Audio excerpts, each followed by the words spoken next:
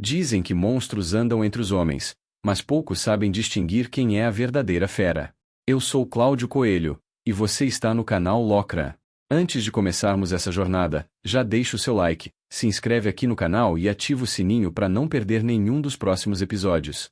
Hoje eu vou te levar por uma história que atravessa o tempo, do deserto em chamas das cruzadas ao coração de um império oriental devorado pela própria glória. Um homem que bebeu o sangue de algo que não era humano. E uma princesa nascida sob a sombra de um trono amaldiçoado. Dois destinos separados por séculos, mas unidos pelo mesmo fardo, o de carregar o peso do sangue e do tempo. Prepare-se para entrar em um mundo onde a fé se confunde com o pecado, onde os deuses se calam, e os monstros ainda caminham entre nós. Uma boa história para você, e um abraço. Capítulo 13. O filho que não era filho. As cortinas de seda negra tremulavam com o vento quente que subia dos jardins, trazendo o perfume espesso do jasmim e o odor mais sutil, mas sempre presente, de ferro e cinzas. O palácio celestial de Kaigen já não respirava como antes. O mármore das colunas estava manchado pela fumaça das tochas, e o dourado que antes irradiava dos altares agora parecia um ouro enfermo, gasto pelas preces que ninguém mais fazia. Ali, entre colunas altas e o eco distante das cigarras, Shuren, imperador dos vivos e escravo do próprio sangue, observava o mapa diante de si, uma tapeçaria viva de guerras, cercos e traições, que mudava todos os dias, ainda que ele não movesse o músculo. A mesa de ébano, larga como um túmulo, estava coberta por pequenas figuras de bronze, generais, fortalezas, exércitos. Cada peça moldada com precisão quase sagrada, mas agora tinham o aspecto de relíquias funerárias. Shuren deslizava os dedos sobre elas como quem acaricia uma amante, deslocando fronteiras, arrastando rios, movendo exércitos inteiros com o gesto distraído de um deus cansado. De tempos em tempos, parava diante de uma província e a observava longamente, como se esperasse ouvir seu lamento. Em silêncio, sabia que o império, mesmo sob seu comando, sangrava por dentro, e o som desse sangramento era mais alto do que qualquer marcha militar. O vento entrou outra vez, sacudindo as cortinas. Shuren ergueu o rosto e observou a bandeira imperial pendendo sobre o trono. O dragão dourado, símbolo da casa Han Hiryu, já perdeu parte da tinta. A seda estava esgarçada, o tecido se desfazia em fios. Proibiu a troca por uma nova. Ele a observava todos os dias, não como quem admira um emblema, mas como quem observa um cadáver em decomposição. Às vezes, perguntava-se em silêncio se era o tecido que se desfazia, ou se era o próprio império, apodrecendo de dentro para fora. As portas se abriram com um estalo seco. Um servo magro, vestindo roupas de seda em uma mistura de cor azul e vermelho rubro, correu até o pé da escadaria e caiu de joelhos. A respiração era curta, o rosto pálido, o medo tão evidente que parecia um cheiro. Alteza! A voz tremia como o pavio de uma lamparina. Há rumores. Shuren não se virou. Continuou observando o mapa. Rumores. Disse com voz baixa, quase um suspiro de tédio. O império é feito deles. Diga-me algo que valha o ar que respira. O servo hesitou, as mãos suadas apertando o chão frio. Disseram que a princesa foi vista, viva, senhor, indo para o norte. A voz saiu rápida, tropeçando, acompanhada de um estrangeiro e de um rapaz. Entraram no vale de Yamagora há poucos dias. Shuren parou. A chama da lamparina vacilou, como se o ar tivesse sentido medo. O selo? Perguntou, sem emoção. Dizem que ela o carrega. A voz quase falhou. E o estrangeiro que a acompanha? Dizem que não pode morrer. O silêncio que se seguiu era pesado demais para caber entre as paredes. Até o vento pareceu se deter. Shuren virou-se devagar, o olhar frio e sem reflexo pousando sobre o homem ajoelhado. Desceu os pequenos degraus do trono lentamente, cada passo ecoando pela sala como o som de uma lâmina arranhando pedra. Pegou uma taça de vinho sobre o altar ao lado e, sem dizer nada, a lançou contra a parede. O estalo seco foi seguido por um estouro de fragmentos e manchas vermelhas, o vinho escorrendo como sangue fresco. Por um instante, ele viu o próprio reflexo multiplicado nos estilhaços, e por trás, o fantasma do pai, do homem que jamais o considerou digno do sangue Han Hiryu. Nenhum homem é imortal. Murmurou, a voz falhando em um tom quase infantil, antes de se endurecer. Nenhum. E chutou o servo com força, fazendo-o rolar escada abaixo. São todos incompetentes. Gritou. Tenho preocupações em encher os cofres de ouro, meus exércitos de aço, e ainda assim me trazem histórias fabulosas. Um homem que não morre. Cuspiu. E uma garota que devia estar apodrecendo na prisão. O servo soluçava, o rosto contra o mármore frio. O som de seus tremores se misturava ao das chamas que crepitavam nas tochas. E então, uma risada suave cortou o ar, uma risada baixa, melodiosa, que fazia o sangue parecer esfriar. Nem todo homem, meu imperador. Disse uma voz feminina, rouca e doce, como o som de uma cobra se arrastando sobre seda. Mas há exceções. Das sombras ao fundo do salão, uma figura emergiu. A luz das tochas pareceu se curvar ao redor dela, como se a própria chama temesse sua presença. Caminhava sem pressa, e havia em cada passo um ritmo hipnotizante. O manto vermelho escuro arrastava-se no chão, e seu perfume, uma mistura de almíscar, mel, baunilha e amêndoa, se infiltrava no ar de forma inebriante. A pele era branca, quase translúcida, e os cabelos cacheados eram loiros e caíam como fios de ouro polido sobre os ombros. Os olhos, porém, eram o que mais o perturbava, frios, de um azul pálido, e tão serenos que pareciam olhar através da carne, da mentira, do medo. Shuren sentiu o estômago se contrair. Quis dizer algo, mas o som morreu na garganta.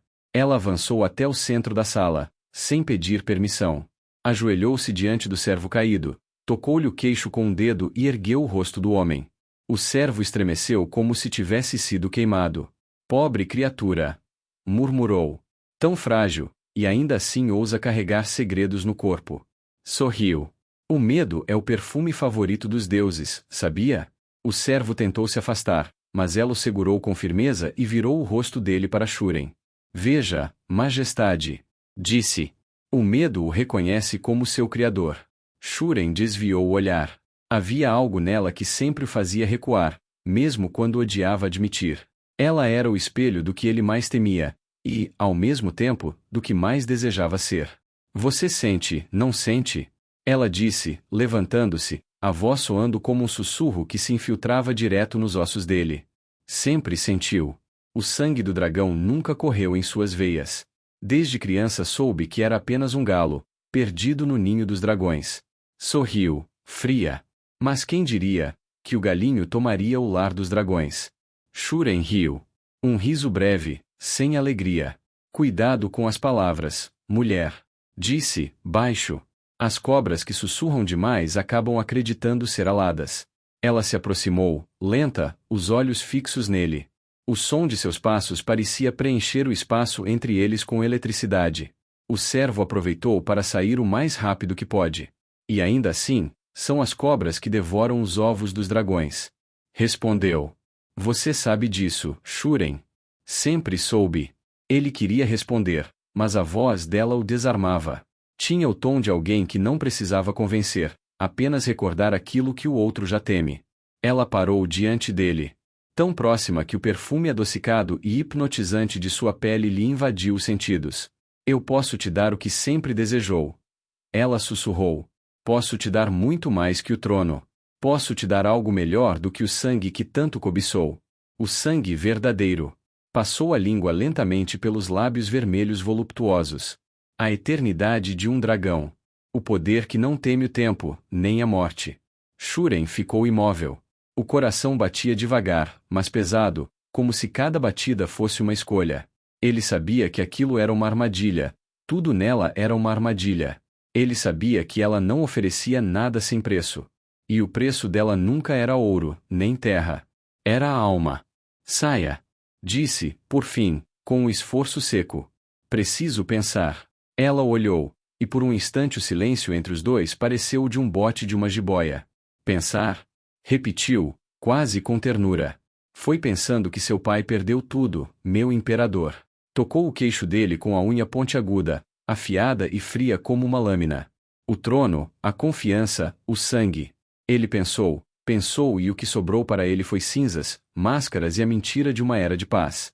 E ainda assim, você fala que precisa pensar. Ela virou-se, caminhando em direção à sombra. Lembre-se, Shuren. Disse sem olhar para trás. Predadores não nascem. Eles são forjados. No sangue dos fracos. A porta se fechou com um ruído surdo. O som ecoou como um trovão distante. Shuren permaneceu ali, sozinho, respirando devagar. O salão inteiro parecia observá-lo, as estátuas, as colunas, as chamas. Por um momento, sentiu o peso invisível da coroa sobre a cabeça. E então, lentamente, ergueu o olhar para o mapa. Pegou um dos soldados de bronze e o girou entre os dedos. O metal estava frio. Sentou-se, exausto em um baque surdo. Forjados no sangue dos fracos. Murmurou. As chamas dançaram. E algo, dentro dele, começou a ceder. O salão ficou em silêncio. Apenas o som do vento esbarrando nas cortinas e o estalar das tochas quebrava a imobilidade sufocante.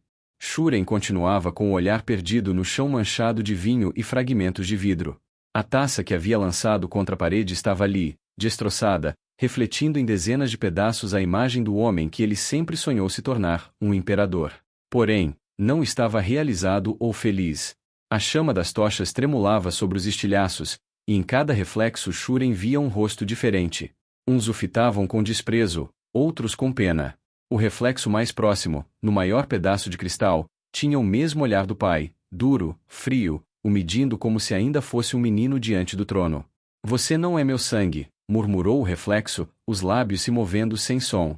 Shuren piscou, surpreso, mas a voz pareceu sair de dentro dele, ressoando no crânio, abafada e amarga. Você acha que engana os deuses? Não passa de uma sombra. Um bastardo vestido com o nome dos Han-Hiryu. Ele levou as mãos ao rosto. As mãos tremiam. Por um instante, acreditou que enlouqueceu. Mas então outro reflexo o encarou, o rosto mais jovem, com os olhos de uma criança. Onde está o pai? Perguntou a voz infantil. Por que ele não olha para mim? Shuren deslizou do trono, os joelhos batendo contra o mármore. O vidro diante dele estava manchado de sangue do vinho. Cale-se! Sussurrou. Cale a boca! Ele gritou com toda a força e ódio, fazendo o som ecoar pelo salão. Mas as vozes não se calaram. Um terceiro reflexo apareceu, um vulto alongado e distorcido, com um sorriso que não era humano. Você pensa que o trono te pertence? A voz era aguda, rascante, como metal arranhando pedra. Foi dado a você porque os verdadeiros dragões se mataram uns aos outros. Restou o galo. O galinho. Shuren se ergueu num sobressalto, chutando os cacos com raiva. O som se espalhou pela sala como o estalar de ossos. Cale-se! Gritou. Todos vocês! O eco devolveu suas próprias palavras, multiplicadas, zombeteiras. Cale-se! Cale-se! Ele passou as mãos pelo cabelo, o suor escorrendo pelo rosto. O corpo inteiro pulsava. A sala girava lentamente, e as colunas pareciam se mover, curvando-se para observá-lo. Shuren respirou fundo, tentando retomar o controle. Mas o coração estava em disparada, e a mente o arrastava de volta aos corredores do passado, aos anos em que o trono ainda era apenas um sonho distante para um garotinho sonhador. Shuren vomitou e as lembranças vieram como a chuva violenta do verão. Lembrou da infância no antigo palácio, em Eigen. Lembrava-se do cheiro das flores do pátio e do som das risadas, sempre as dos outros filhos. 61 irmãos, filhos de dezenas de mulheres, mas só alguns eram realmente vistos. O imperador, seu pai, era um homem de corpo fraco, mas de mente tão afiada quanto 1000 lâminas. Um olhar dele bastava para silenciar uma sala. Shuren, ainda menino, o observava de longe, fascinado e aterrorizado. Nas grandes cerimônias, o velho sempre tinha um filho favorito, e nunca era ele. Lembrava-se de Lian, a menina dos olhos do imperador. Filha da segunda esposa, Akami. Tão graciosa, tão perfeita. Até mesmo o modo como respirava parecia digno de louvor. Quando ela errava, os cortesãos riam e diziam que o erro era culpa do vento. Mas quando Shuren errava, os olhos do pai se estreitavam como se o próprio império o estivesse decepcionando. Ele se lembrava de certa noite, ainda pequeno, sentado no corredor frio, ouvindo a voz do pai ecoar do salão. Ele tem o rosto de Saio, mas não o sangue do dragão. As palavras ficaram gravadas. O menino que ouviu aquilo nunca mais dormiu em paz. A mãe, Saio, o amava com intensidade sufocante. Fazia promessas, beijava as mãos dele como se tentasse compensar algo. Dizia que ele era o herdeiro, o escolhido, o primogênito dos Han-Hiryu. Mas mesmo criança, Shuren sentia que o amor dela tinha medo. Tinha um pesado doloroso e ardente. Era um amor que tremia como a chama de uma vela contra o vento frio da noite. E quando ela o abraçava, ele sentia que não estava sendo protegido, mas escondido. De pé diante do trono, o imperador via tudo isso com clareza dolorosa. A infância não foi uma escada até o poder, mas uma coleção de feridas. Ele sempre soube que algo estava errado, que o pai o olhava com a distância de quem observava uma criação falha. E agora, os pedaços de vidro espalhados pelo chão pareciam dar voz àquele velho julgamento, repetindo, cada um à sua maneira, a mesma sentença. Você não é filho do dragão. Shuren caiu de joelhos. O som das batidas do coração era alto demais, abafando o resto. Bastardo. Falso. Ladrão. As vozes dançavam, zombeteiras, repetindo o que ele já pensava. Ele agarrou um dos cacos e o ergueu diante do rosto. No reflexo, viu um homem jovem, belo e doente. Um olhar que os deuses não haviam abençoado, apenas tolerado. A taça era agora um oráculo. E as palavras que saíam dele vinham de dentro, do lugar onde a sanidade começava a se desfazer. Você acredita que eles te temem por respeito? Disse o reflexo. Eles te temem como se teme uma fera ferida e encurralada. Porque sabem que você não pertence a este trono. Que o sangue que corre em você é estrangeiro, talvez plebeu. Que o império está morrendo porque foi posto nas mãos erradas. Shuren cerrou o punho. Eu sou o imperador. Sussurrou. O sangue Han-Hiryu corre em mim. Mentira. Eu sou o primogênito. Você é o erro que o velho tentou esconder. Cale-se. Por isso sua mãe chorava quando ninguém via. Por isso ele nunca te chamou de filho. O grito que se seguiu não parecia humano. Shuren ergueu o braço e esmagou o vidro contra o chão. O som foi seco, o corte em sua palma abriu-se profundo, e o sangue se misturou ao vinho derramado. Ficou olhando o líquido escuro se espalhar lentamente, como um lírio da aranha vermelha. Respirava pesado. O silêncio voltou, mas era um silêncio tenso, carregado de ecos invisíveis. As vozes haviam se calado, mas ele sabia que estavam ali, à espreita, observando. Por um momento, olhou em volta. O salão do trono parecia diferente. A tapeçaria com o dragão dourado tremulava, mas o dragão agora parecia cansado, o rosto inclinado, como se prestes a cair. Os pilares de mármore tinham sombras mais longas, e as estátuas dos antigos imperadores pareciam observá-lo com desprezo. Shuren ergueu os olhos para elas. As faces dos ancestrais, alinhadas ao longo das paredes, tinham um brilho estranho. Em cada uma, ele via uma variação do mesmo olhar, o olhar do pai. Ele riu, um riso rouco, sufocado. Observem bem, disse, erguendo as mãos manchadas de sangue. O bastardo governa o império dos dragões. Deu um passo à frente, o eco da própria voz o seguindo. Onde estão seus filhos legítimos agora? Riu mais alto. O som reverberou, grotesco, quase histérico. Por um instante, parecia que o trono vibrava. E então o riso cessou, abrupto. Shuren olhou para o trono, o símbolo máximo do poder que sempre buscou, o que todos sempre buscaram. Caminhou até ele devagar, os passos arrastados. Tocou o braço do trono. O metal estava frio, quase gélido. Sentou-se. A sensação era estranha. O trono parecia mais pesado, mais alto, mais distante do chão do que nunca. O silêncio, absoluto. Ali sentado, percebeu algo novo. O medo não vinha mais das vozes, mas do vazio. Um vazio que crescia dentro dele, silencioso e faminto. Fechou os olhos.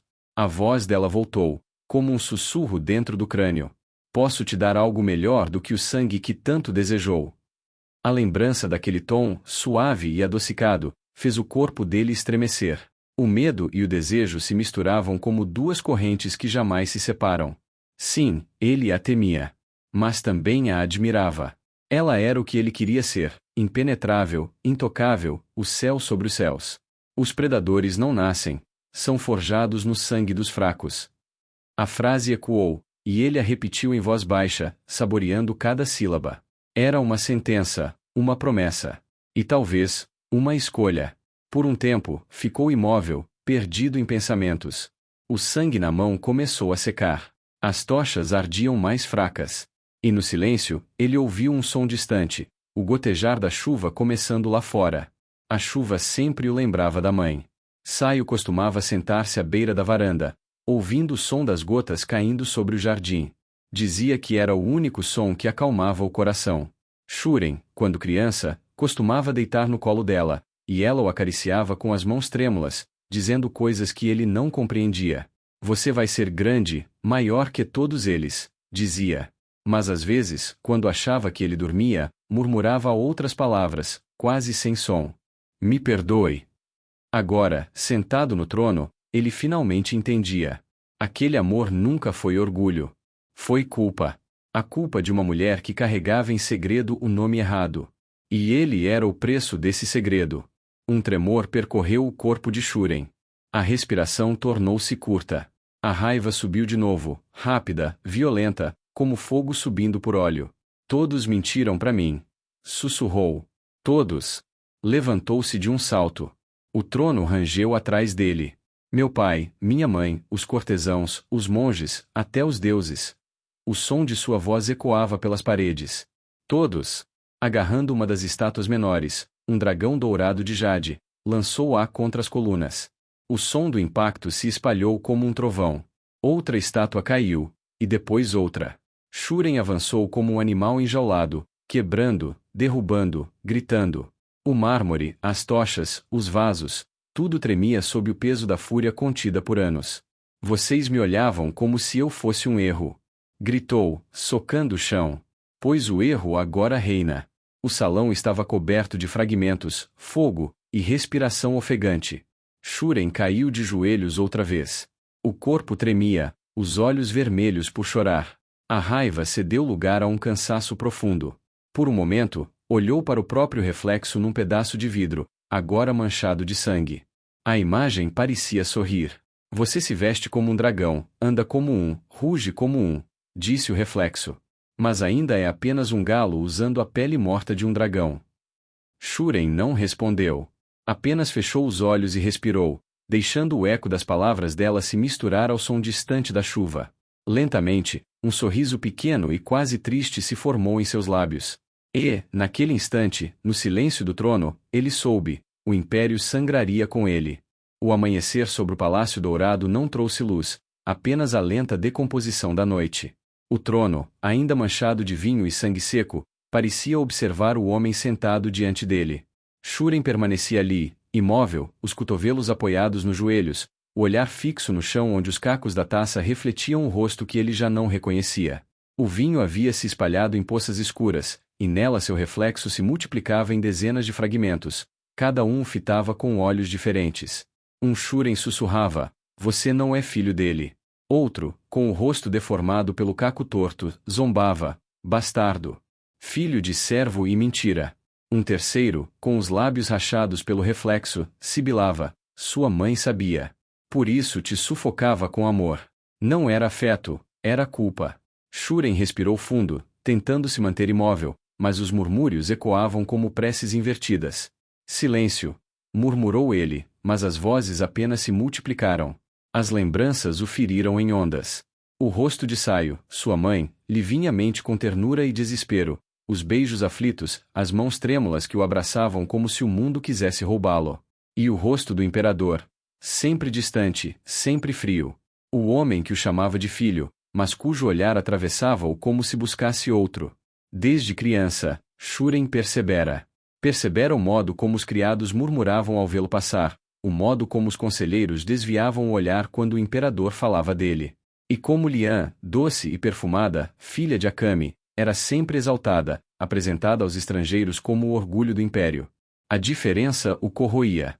Agora, com a coroa sobre a cabeça e o trono vazio à frente, Shuren via tudo com nitidez cruel. Eles sempre souberam. O som dos sinos no pátio o arrancou do torpor.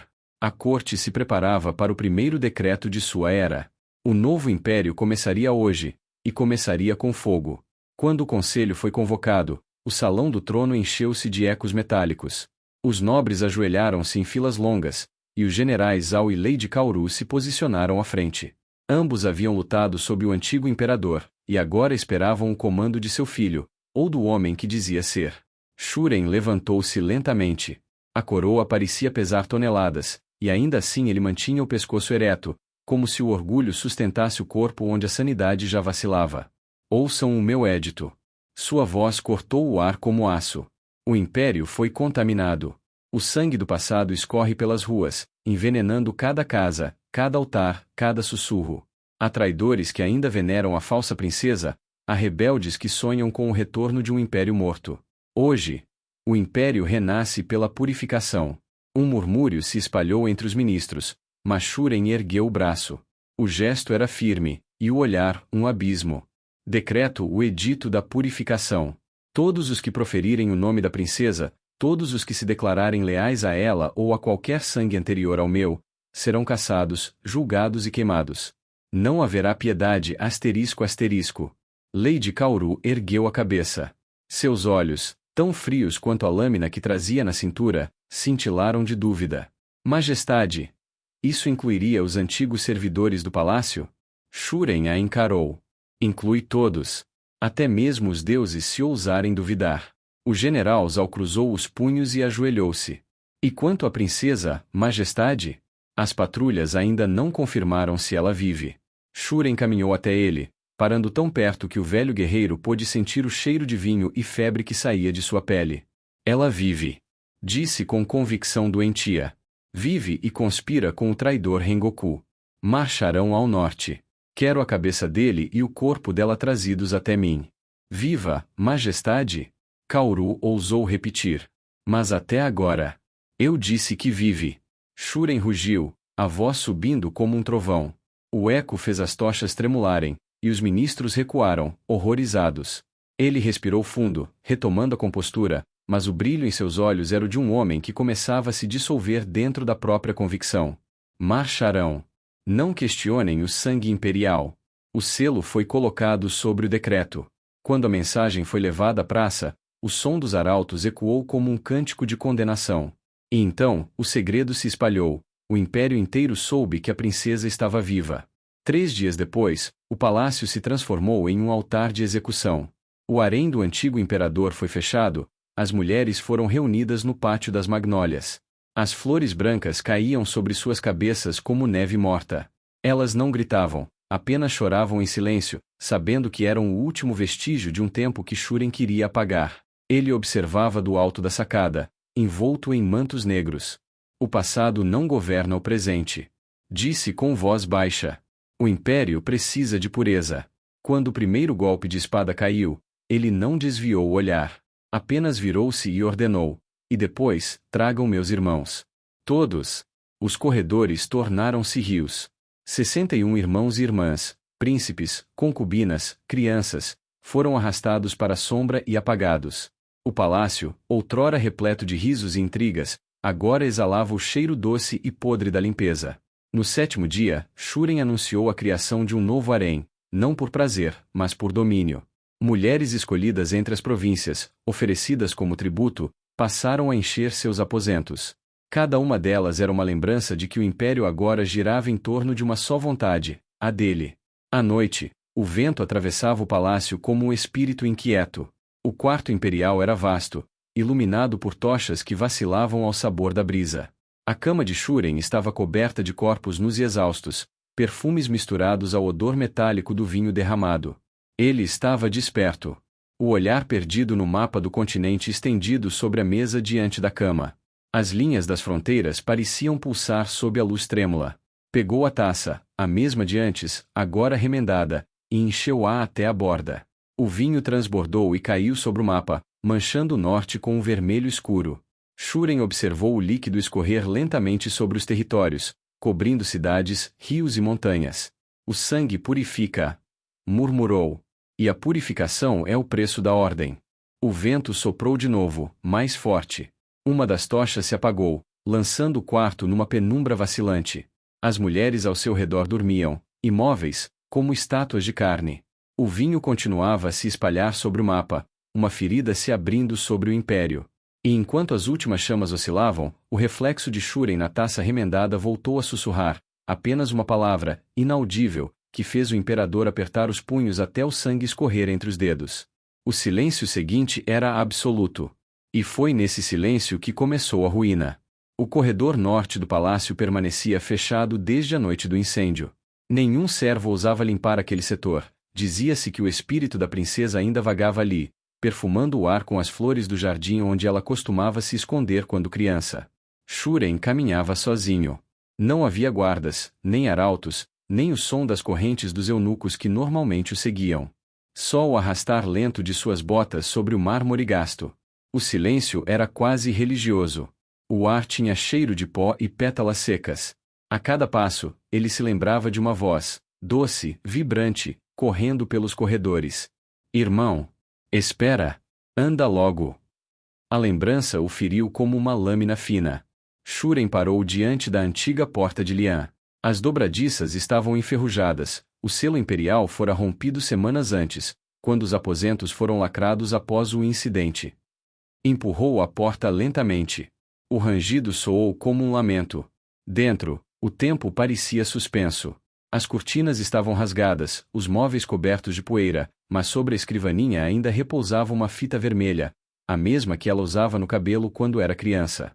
Ele caminhou até lá e a pegou com cuidado. O tecido se desfez um pouco ao toque, e por um instante, Shuren imaginou Lian sorrindo, tentando amarrar a fita enquanto ele, desastrado, tentava ajudá-la.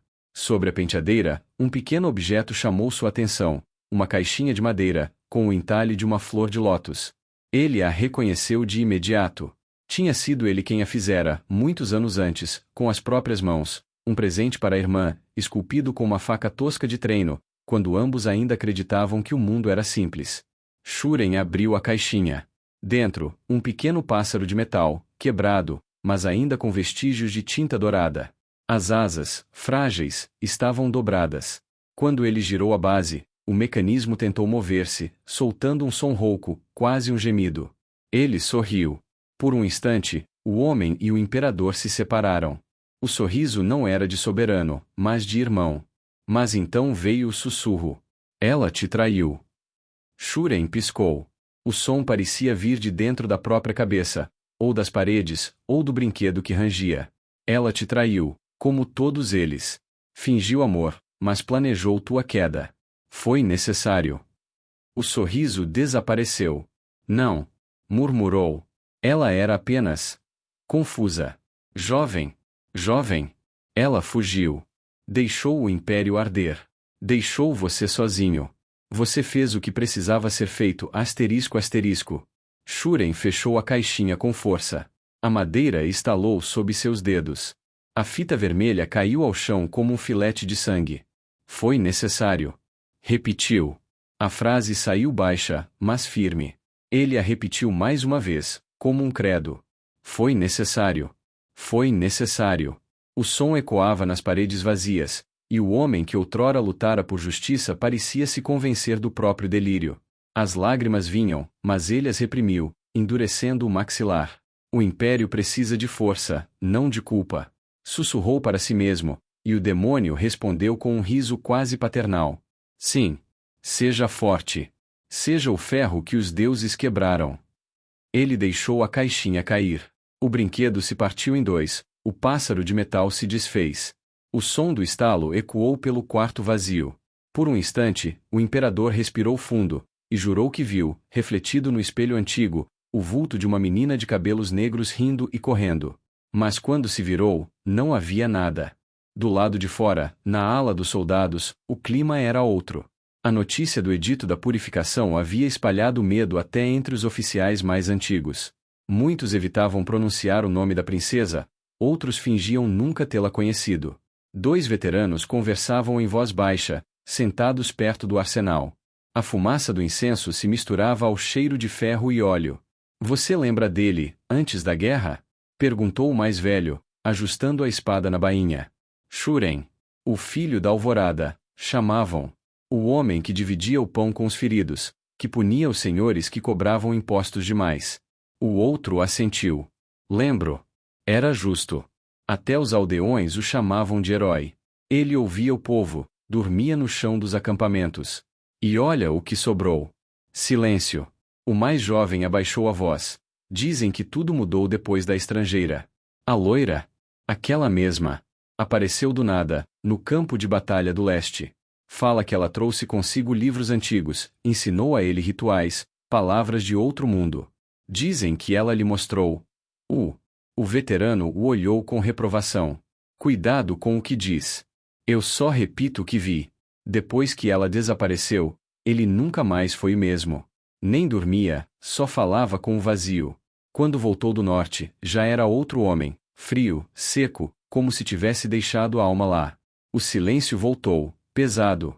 Talvez tenha deixado mesmo. Disse o mais velho. Talvez o que reina agora não seja mais o homem. Naquela noite, Shuren voltou a seus aposentos. As tochas ardiam alto, mas o vento trazia o cheiro do pó antigo do quarto de Lian. Sentou-se diante do espelho, e por um instante viu no reflexo não o imperador, mas o menino coberto de serragem, sorrindo ao terminar um brinquedo torto para a irmã amada. Ele fechou os olhos. O riso dela ecoou, breve, doce, depois se dissolveu em gritos. Foi necessário. A voz voltou, calma, sibilante. Continue, Shuren. O amor é fraqueza. A lembrança é veneno. Caminhe sem olhar para trás. Quando abriu os olhos, havia apenas o reflexo do trono atrás dele, vazio. E, pela primeira vez, Shuren percebeu o quão fundo já havia caído. Mas, em vez de parar, ele sorriu. Sim. Foi necessário. O sorriso era o de um homem que abraça o abismo, e o chama de lar. O salão do trono estava em silêncio. Não o silêncio da paz, mas aquele que vem depois da tempestade, quando os ecos ainda se agarram às paredes e o ar tem cheiro de ferro e luto. O chão estava vermelho. Não o vermelho dos estandartes da dinastia Han Hiryu, nem o vermelho vivo das cortinas de seda, mas um tom espesso, escuro, que brilhava sob a luz vacilante das tochas. Sangue. Muito sangue. E no centro do salão, Shuren, descalço, ofegante, com as mãos trêmulas, observava o trono acima de si. A distância entre ele e o assento imperial parecia infinita, como se cada degrau fosse feito não de pedra, mas de séculos. O trono, o mesmo onde o pai se sentara, onde ele sonhara, desde criança, ser digno de se sentar, agora o observava de volta. E sob seus pés, o sangue ainda morno formava pequenas ondas. Saio jazia caída diante dele. Os olhos abertos, fixos no nada. O corpo delicado, envolto num kimono azul que agora parecia negro de tanto sangue. Ela havia tentado tocar o rosto dele antes de morrer, ainda havia uma marca de dedos em seu queixo, uma tentativa inútil de consolo, como se a mãe, até o último instante, tentasse acalmar o filho que amava demais. Shuren olhava para ela com um misto de fascínio e repulsa. O amor estava ali, sufocado, transformado em algo disforme. Aquele corpo imóvel não era mais sua mãe, era um símbolo, um fragmento de fraqueza arrancado de si. O vento entrou pelas janelas do salão e as chamas tremularam. As cortinas se moveram como se o palácio respirasse, ofegante, testemunha silenciosa da insanidade de seu mestre. Shuren passou a língua pelos lábios. Sentiu o gosto metálico, quente, doce. Sangue. E então percebeu algo. Havia pontinhos dourados em meio ao vermelho. Pequenas partículas que cintilavam, como estrelas em um céu noturno de carne e ferro. Ele as observou, fascinado, com o olhar febril de quem vê um presságio. E riu. A risada começou baixa, um sopro nervoso, depois cresceu, tomou o corpo, a garganta, as paredes. Uma gargalhada suja, rasgada, insana, que ecoou pelos corredores e fez os guardas mais distantes se entreolharem, inquietos. Mãe! Ele murmurou, entre risos e lágrimas. Você sempre me disse que o sangue era a vida. Que o sangue nos ligava aos deuses. E aos monstros. O corpo diante dele não respondeu. Mas o sangue parecia pulsar. Cada batimento de seu coração fazia as pequenas estrelas douradas vibrarem, espalhando-se pelo chão como se respirassem. E, de repente, o riso cessou. Shuren levou as mãos ao peito. O calor subia. Primeiro leve, depois ardente. Era como se o sangue queimasse por dentro, como se cada veia fosse uma fornalha acesa. Ele cambaleou, caindo de joelhos. Os dedos se cravaram no chão ensanguentado. A pele tremia. O suor misturado ao sangue descia pelo pescoço. O ar pareceu rarefeito, e por um instante ele pensou ouvir o sussurro dela: não saio, não Morvin, mas algo entre as duas. Agora sim, meu dragão, o sangue acordou. Os olhos dele se ergueram. O reflexo das chamas dançava em suas íris castanhas, E então, lentamente, a cor mudou. Do castanho para o âmbar, do âmbar para o ouro líquido. Um brilho intenso, não humano, começou a irradiar-se de suas pupilas, e por um momento todo o salão pareceu ofuscado. Shuren arfou. O calor cessou, substituído por uma sensação de leveza e poder. O medo, a dúvida, o amor, tudo parecia distante, dissolvido na luz dourada que agora pulsava dentro dele. Ele se levantou. Os pés ainda sujos de sangue, as mãos tremendo, mas o rosto sereno, quase divino. Olhou para o trono novamente. Dessa vez, não o viu como algo distante. Subiu o primeiro degrau. Depois o segundo. E o terceiro. O sangue escorria entre os degraus, e a cada passo o som de sua respiração ecoava pelo salão como de um animal que se ergue após o abate. Quando alcançou o topo, Shuren parou diante do assento. Por um instante, o ouro de seus olhos refletiu o símbolo do dragão gravado nas colunas. E ele sussurrou, quase com ternura: agora sim, o trono tem dono. Na muralha externa da cidade imperial, o som dos tambores começou a ecoar. Os portões se abriram lentamente, liberando os exércitos. Milhares de lanças, bandeiras, tambores e cavaleiros avançavam como uma única criatura viva. Na frente, General Zal, imponente em sua armadura negra, comandava o flanco leste, enquanto Lady Kaoru, de elmo prateado, liderava o flanco oeste. Ambos seguiam em direção ao norte. O edito da purificação marchava. Os tambores batiam em cadência, um som grave, ancestral, que ressoava como o coração do império. Cada batida dizia uma palavra: sangue, vingança, purificação. E nas ruas, o povo assistia em silêncio. Alguns choravam, outros apenas observavam, resignados, sabendo que algo antigo, algo divino ou maldito, havia despertado no trono de Kaijin.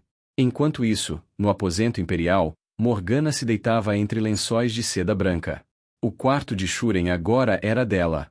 Ao redor, corpos femininos se misturavam como serpentes adormecidas, concubinas, servas, antigas amantes do imperador. Ela passava os dedos pelos cabelos de uma delas, sorrindo. O vento do norte soprava baixo, arrastando o cheiro de cinza e ferro. As colunas do exército imperial avançavam entre planícies devastadas, uma serpente de aço e fúria. Bandeiras vermelhas agitavam-se sob um céu cor de chumbo. As lanças pareciam árvores mortas que caminhavam. No centro da formação, montando um cavalo negro, seguia General Zalheim, o deus da matança. O rosto inexpressivo, olhos sem cor. As rédeas firmes, o corpo ereto. Nenhum gesto supérfluo. Os soldados o temiam mais do que respeitavam. Ele não precisava de gritos para comandar. Bastava um olhar, e os homens se endireitavam. Um aceno, e as execuções começavam. Como se a própria presença dele fosse um veredito. A compaixão desorganiza o campo. O medo, ao menos, obedece. Essa era a máxima que corria entre os soldados, dita em murmúrios, como uma oração amarga. Atrás dele, em outro cavalo, Lady Kaoru marchava com o flanco oeste. Seu elmo prateado refletia a luz pálida do amanhecer, e o arco a manogava, curvado em seu dorso, parecia um fragmento da própria lua. Ela cavalgava em silêncio, os olhos atentos às colunas de fumaça ao longe. Sabia que uma das aldeias incendiadas naquela manhã havia sido poupada por sua ordem mal interpretada. Um erro tático, diriam os relatórios. Mas ela sabia o que fazia. Kaoru era uma mulher de contradição, o juramento de lealdade em uma mão, e a culpa na outra. Havia ajudado Lian a escapar naquela noite, a princesa com olhos de tempestade, a última esperança do império que agora marchava para ser queimado. Desde então, a cada ordem que cumpria, sentia o gosto do ferro na boca.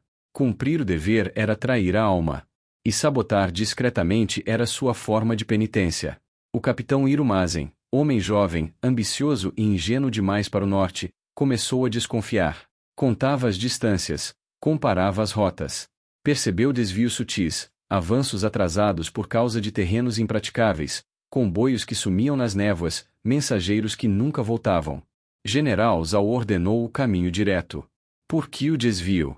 Ele perguntou uma noite, junto às fogueiras. Kaoru ergueu o olhar, fria. Porque o caminho direto está coberto de lama e morte. Este, ao menos, deixa tempo para os homens respirarem. Iru hesitou. Não é tempo que Shuren deseja, minha senhora. É resultado. Ela sorriu, Um sorriso que não tocou os olhos. Então talvez o Império devesse aprender a diferença entre pressa e ruína. Na manhã seguinte, encontraram o corpo do capitão próximo ao rio. A garganta cortada. Os cavalos dele soltos.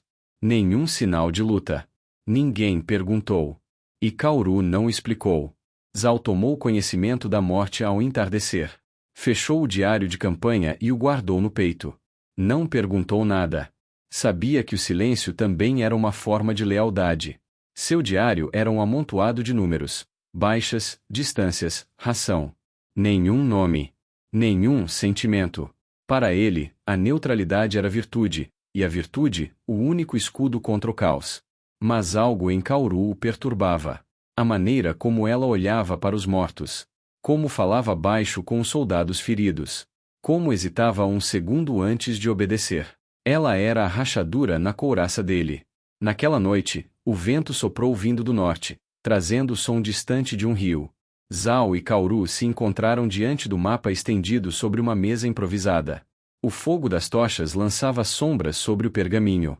O avanço pelas colinas de Yuru será difícil, disse Kaoru. Há vilas no caminho. Mulheres, crianças. O Império não se detém por vilas, lei de Kaoru, respondeu Zhao sem levantar o olhar. O Império é um corpo.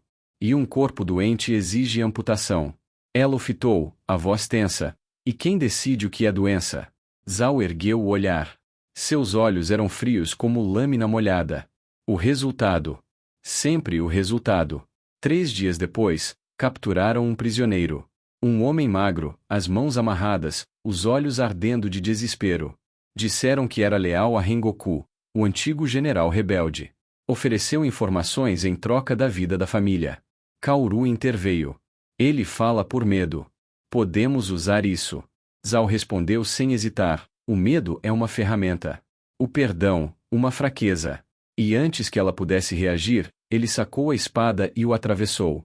O som foi breve, limpo. O sangue salpicou o chão. O prisioneiro caiu de joelhos, murmurando o nome da esposa antes de morrer. Zhao limpou a lâmina e se afastou. Kaoru ficou parada, imóvel. O olhar dela queimava de repulsa, não do ato em si, mas da lógica por trás dele. Mais tarde, sozinha, ela viu Zhao retornar ao local. Sem armadura, sem escolta. Ajoelhou-se ao lado do corpo do prisioneiro e tirou o próprio manto, cobrindo-lhe o rosto. Nenhuma palavra. Nenhuma oração. Apenas o gesto. Kaoru observou de longe, sem ser vista.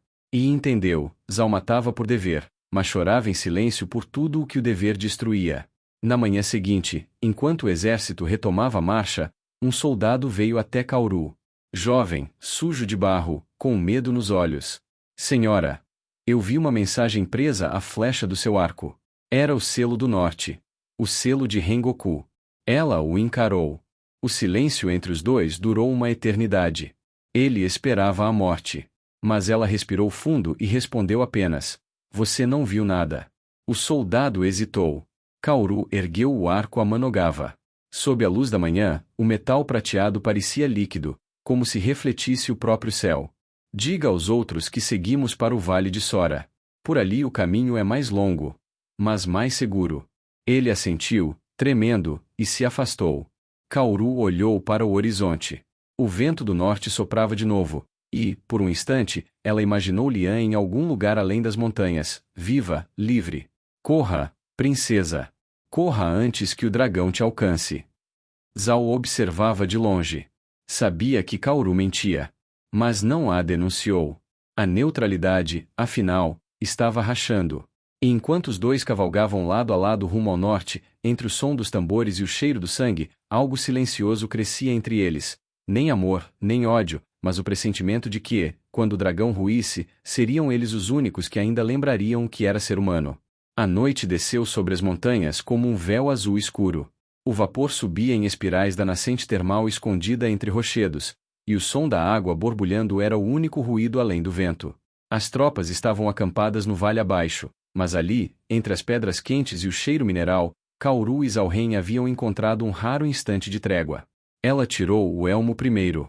O cabelo, preso há dias, caiu pesado sobre os ombros, molhado pelo vapor. Zhao permaneceu imóvel, sentado sobre a pedra, a armadura meio aberta. Por um momento, nenhum deles falou. Pareciam dois fantasmas aquecendo-se entre ruínas. Kaoru entrou devagar na água. O calor subiu pela pele, arrancando um suspiro involuntário. Sentiu os músculos doerem, o corpo se desfazer em cansaço. Então olhou para ele. Você também devia entrar, general. O frio daqui rouba até o pensamento. Zhao respondeu sem mover o olhar. O frio mantém a mente desperta. A água entorpece. Ela sorriu, cansada. Sempre a mesma disciplina de pedra. Você deve ter nascido com uma espada no lugar do coração. Ele virou-se um pouco, e por um instante, o brilho das tochas revelou seu rosto sem o elmo. Não havia raiva, apenas uma serenidade inquietante. E você nasceu com culpa no lugar do seu. O silêncio caiu entre os dois. A água borbulhava, carregando as palavras que não foram ditas. Kaoru mergulhou até o pescoço. Dizem que essas fontes são antigas, sagradas. Que os deuses lavavam as mãos nelas antes de criar o homem. Zhao se aproximou da beira. Os deuses também se sujaram depois. Ele olhou o reflexo da água. Talvez por isso o homem seja o que é. Então você acredita nos deuses? Ela perguntou. Eu acredito na consequência. Ele olhou para ela. Se há deuses, eles apenas observam. Kaoru riu de leve, uma risada sem alegria.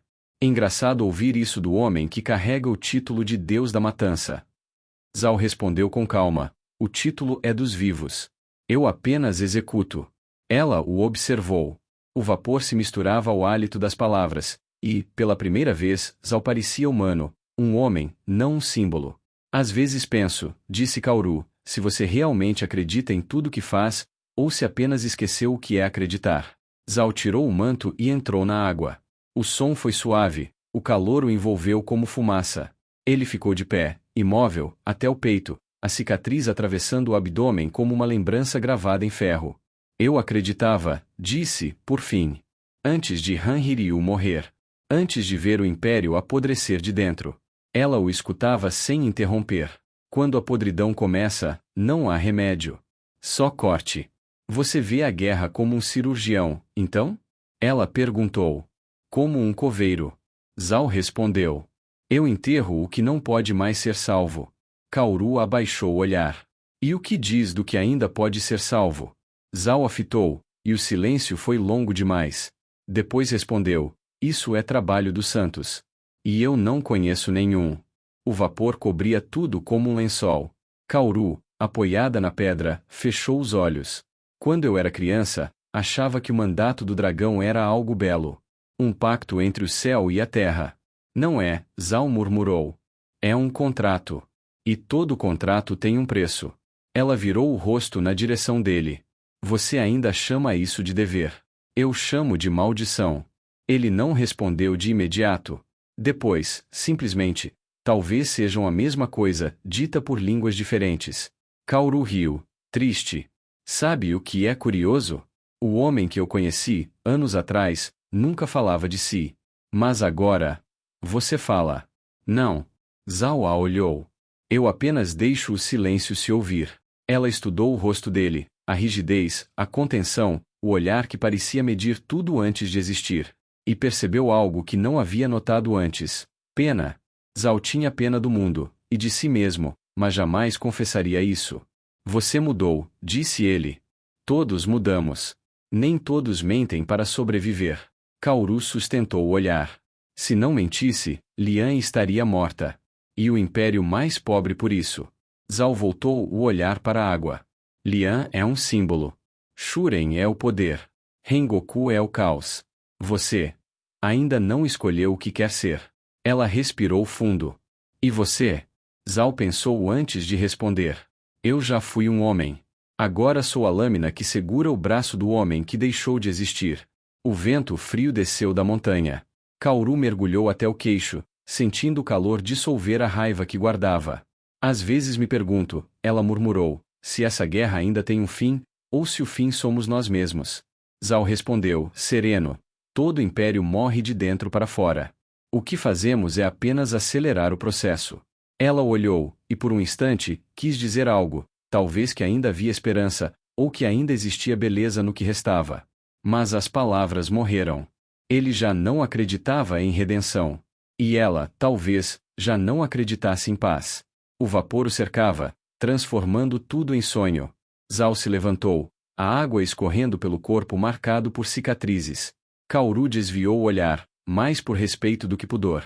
Ele saiu da fonte, vestindo um manto úmido. Antes de partir, falou sem virar o rosto. Amanhã seguimos para o Vale de Sora. Prepare os homens. Zhao. Ela chamou. Ele parou. Se o céu existe, você acha que ele perdoa homens como nós? Zhao não respondeu de imediato. Depois, sem olhar para trás, disse apenas: o céu não perdoa. O céu observa. É por isso que chove. Ele desapareceu entre as sombras, deixando-a sozinha. Kaoru ficou na água, ouvindo o eco das próprias respirações, o vapor rodando como névoa sobre o coração. E pela primeira vez, ela desejou que a guerra nunca terminasse, porque, no fim dela, não sabia o que restaria de si mesma. O acampamento dormia sob o manto frio da madrugada. As tochas tremulavam ao longe, e o vento descia do norte trazendo cheiro de ferro, fumaça e pinheiros queimados. Dentro da tenda principal, Kaoru permaneceu acordada. A água ainda escorria de seus cabelos, e o vapor da termal parecia segui-la como um véu invisível. Zhao Ren estava ali também, sentado diante da mesa, o diário de campanha aberto, apenas traçando números como quem escreve epitáfios. Nenhum nome. Nenhum arrependimento. Só distâncias, baixas, ração, tempo. Como se o mundo coubesse em cifras. Kaoru o observava. Havia algo de frágil naquele homem que, aos olhos de todos, era o deus da guerra. Uma exaustão silenciosa, uma solidão tão densa que quase se podia tocar. E naquele instante, ela sentiu, talvez pela primeira vez, piedade. Você não dorme? Ela perguntou, quebrando o silêncio. Zhao respondeu sem levantar os olhos. O sono é um luxo. E os luxos tornam os homens lentos. Kaoru se aproximou.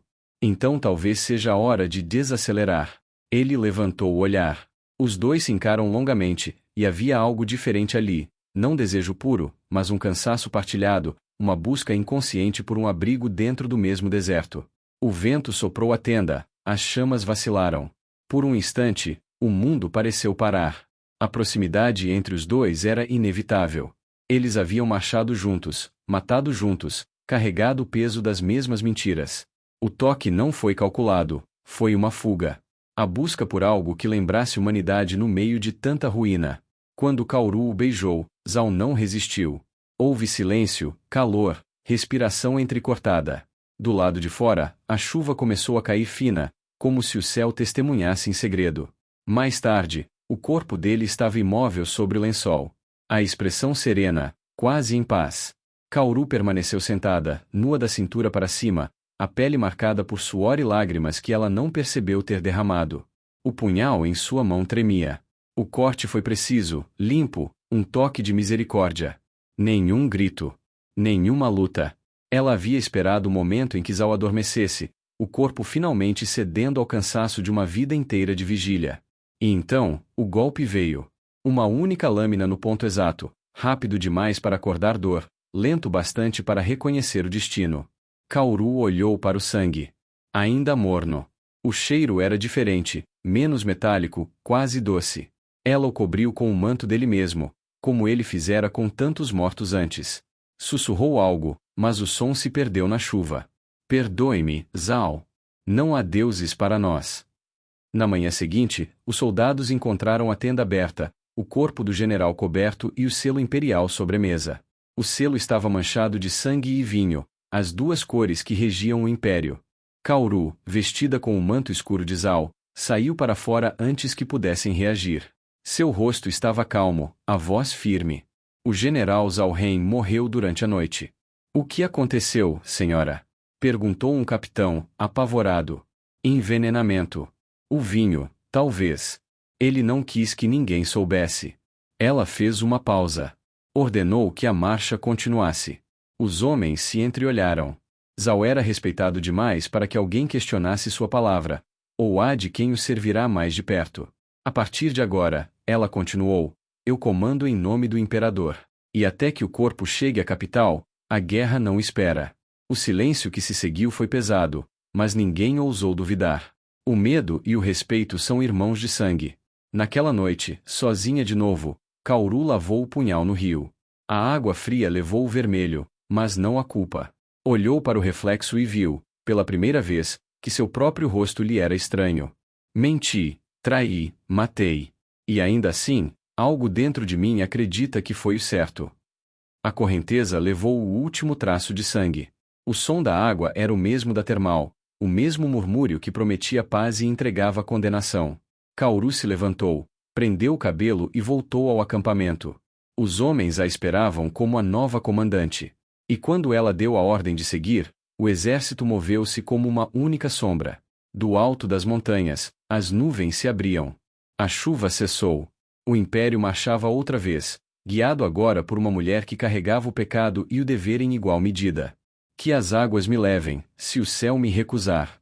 Assim pensou Kaoru, e nenhuma lágrima caiu. E assim, chegamos ao fim desse capítulo. Mas lembre-se, a história está longe do fim. Se você quer descobrir o que vem depois, se inscreve aqui no canal Locra, ativa o sininho e deixa o like. É isso que mantém essa jornada viva e faz o sangue da história continuar correndo. Eu sou Cláudio Coelho, e você está no canal Locra. Até a próxima!